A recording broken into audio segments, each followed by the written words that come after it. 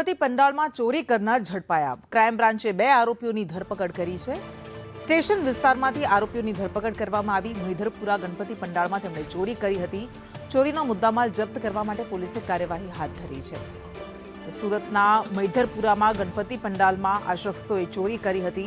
સુરત શહેર crime branch દ્વારા આરોપીઓની ધરપકડ કરવામાં આવી છે। ગણતરીના જ કલાકોમાં ભેદ ઉકેલાઈ ગયો। આ 2 ઇસમો જેમણે ચોરી કરી હતી તેમને ઝડપી પાડવામાં આવ્યા છે।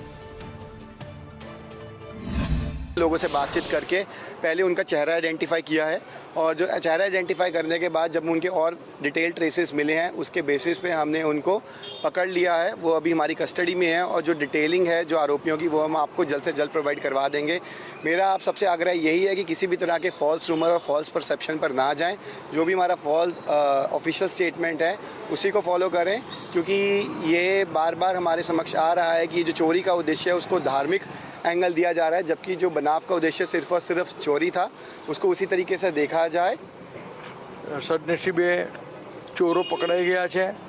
पोलीसनी सखत मेहनतथी अने कार्यवाहीथी अने अहींना गणेश भक्तो गणेश मंडपना कार्यकर्ताओनी सतर्कताथी चोरों पकड़ाई गया है अने एनी अमे शिक्षात्मक कार्यवाही कड़कमां कड़क करवामां आवी रही है।